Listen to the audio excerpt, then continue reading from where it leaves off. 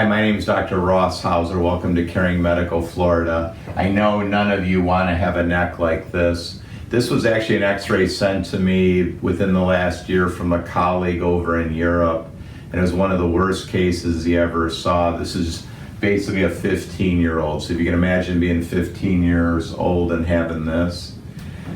Basically, the child ended up having cervical instability. Surgeons normally don't want to do fusion operations on kids because kids are growing. Well, the surgeon did a cervical fusion. Then, of course, what happens after a cervical fusion, especially in a growing kid, is the segments above and below the fusion became loose, and then they had a second fusion, and you can imagine this 15-year-old can barely move his neck, and now the child is having so many symptoms, and you can see below the fusion, see all this instability right here. I mean, this person has massive instability now at C6, C7.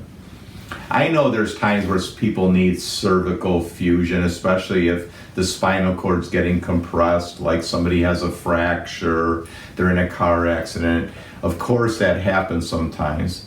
But if there's not a broken bone and a person just has broken ligaments, the treatment that needs to be done is prolotherapy. I can't say for certain because I didn't see the records. This child hasn't seen me. I didn't see the records of the, when they got their first fusion. But clearly, I would recommend to people, if somebody's told you or a loved one that they need a fusion, especially a cervical fusion, I would really recommend getting an evaluation by a prolotherapist.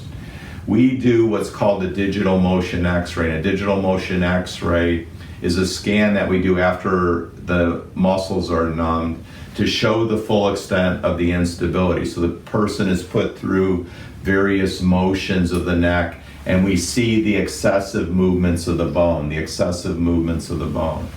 The movement of the bones doesn't lie. When a bone is moving too much, or the bone is separating or going in an excessive motion in a certain direction, you know that there's ligament laxity there.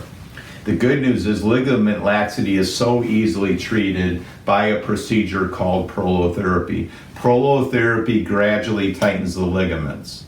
So in other words, you're actually stabilizing the spine by the way the spine is normally stabilized, which is the ligaments. The ligaments are the primary connectors of the bones.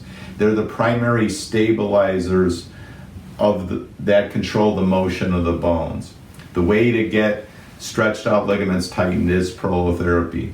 Prolotherapy is done generally about once a month, and after a course of 3-day visits, the spine is stabilized, and the symptoms, whatever the symptoms are, which is normally severe neck pain, headaches, those symptoms resolve. So even at this juncture, this child could get prolotherapy here. I have a feeling, though, that they're going to end up getting an extension of their fusion. So anybody who does get a fusion, you have to realize, because those segments can't move, the motion has to come above and below the fusion. So this is the reason not to get a fusion and a reason to get prolotherapy. Because with prolotherapy, the biomechanics of the spine get back to normal. With a fusion, a person will always have an imbalance of the biomechanics. Like, in other words, the one segments don't move, so as the person's trying to move their neck, all the forces go above and below the fusion. So of course, the connectors, the ligaments, stretch out above and below the fusion, and that's where the person gets degenerative arthritis. And that's why there's so many people who've had a fusion who sometime later end up having the same or worse symptoms. So if this applies to you or somebody you know, please have them be seen by a prolotherapist. And if instability is found from ligament laxity, the prognosis is great.